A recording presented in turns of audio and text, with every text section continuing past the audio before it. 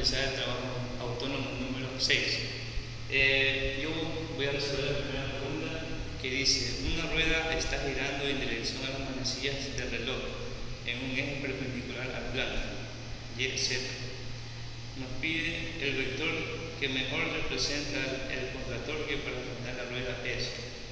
Bien, aquí vemos que este objeto está girando en el eje positivo de las manecillas del reloj. Entonces, usando la regla de la mano derecha, nos damos cuenta que el eje va entrando hacia el plano.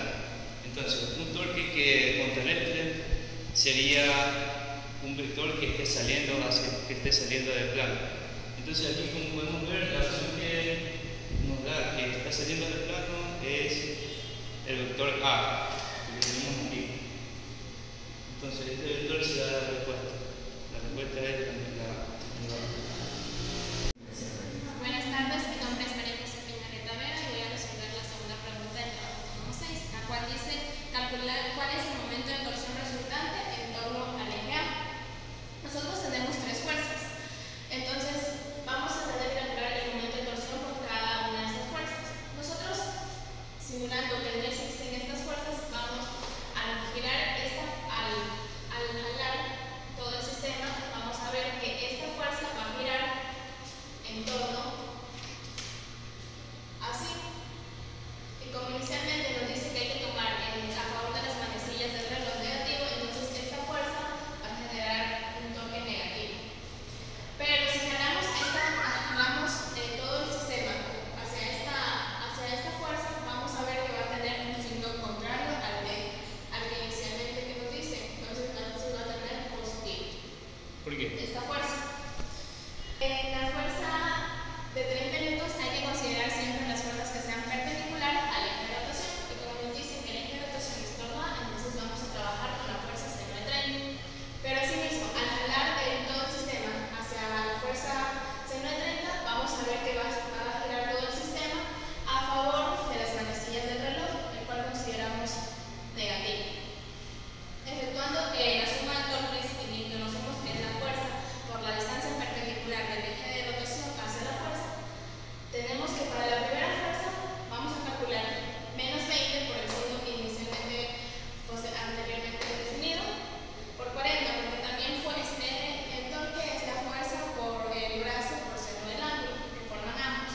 Entonces sería menos 20 por 4, que es el brazo, y por seno de 30, que forman ambos. Menos 30 por la fuerza por 8, que es la distancia perpendicular hacia la fuerza, que sería 8 metros, seno de 30, y más 40 por 2, la distancia por la fuerza por el seno de 90. Nos da que el torque total es menos 80 newtons metros.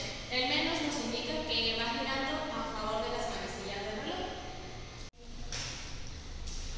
A continuación vamos a resolver el problema, el cual dice: un cable ligero flexible y que no se estira está enrollado varias vueltas por un tambor cilíndrico de 50 kilogramos y 0.12 metros de diámetro, que gira sobre un eje fijo horizontal montado en continentes sin fricción. Una fuerza constante de magnitud 9 newtons tira del extremo libre del cable a lo largo de una distancia de 2 metros.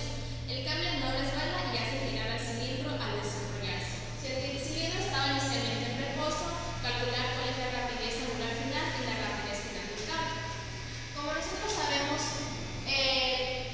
va a haber un trabajo de una fuerza, que es la fuerza que inicialmente aplica para que vaya girando, pero esta fuerza solo va a ser aplicada durante una distancia de 2 metros. Entonces, para calcular el trabajo de esta fuerza, la fuerza por la distancia, por el coseno del ángulo, que sería, el coseno del ángulo sería 0 y sería 1. Entonces, 9 por 2 nos queda que tiene una fuerza, un trabajo de 18 joules. ¿Por qué aplicamos esto? Porque necesitamos conocer la velocidad angular. Nosotros sabemos que por energías, como donde no existe fricción, es un sistema, digamos, más o menos conservativo. ¿Por qué? No lo podemos tomar tanto conservativo porque hay una fuerza aquí. Entonces necesitamos calcular cuál es el trabajo de esta fuerza. Entonces nosotros sabemos que es energía cinética, la potencia gravitacional más el trabajo que efectúa la fuerza es igual a la energía potencial gravitacional final más la energía cinética. Entonces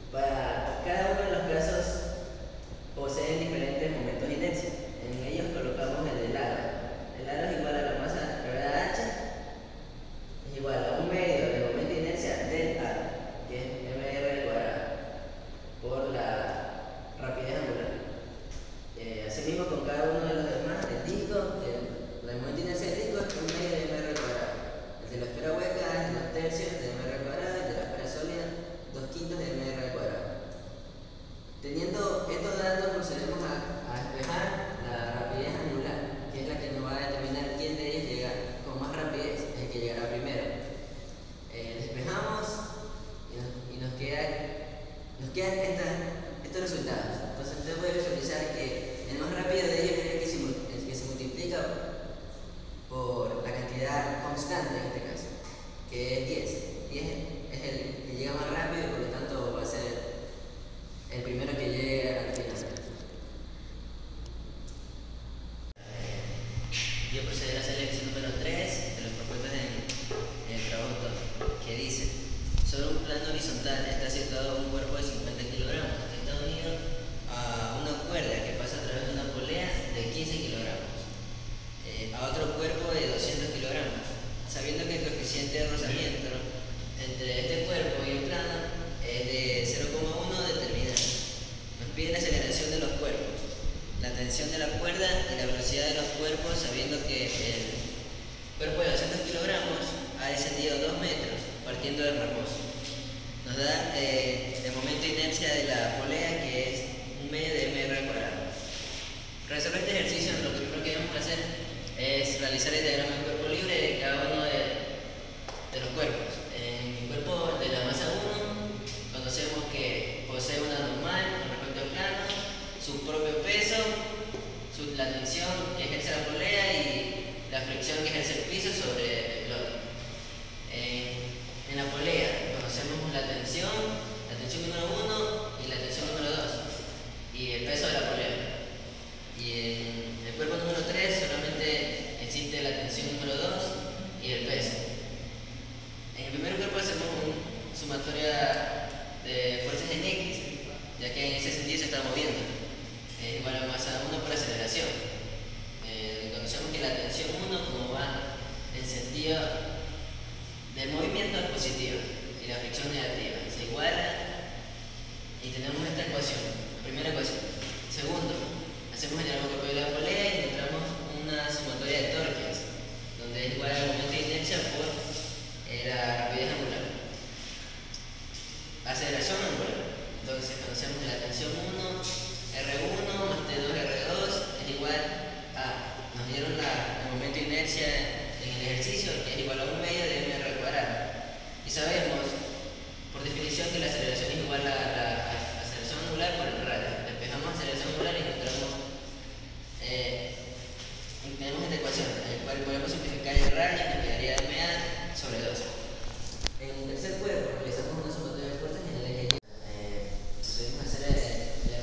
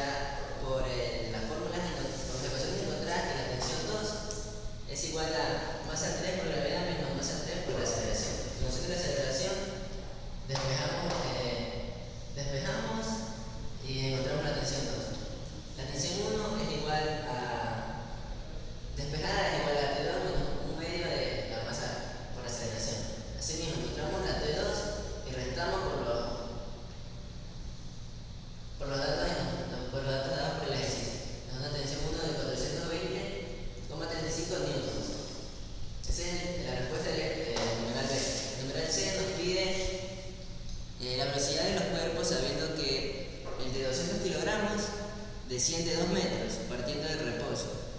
Como parte del reposo podemos utilizar las fórmulas de cinemática. Encontramos la velocidad final de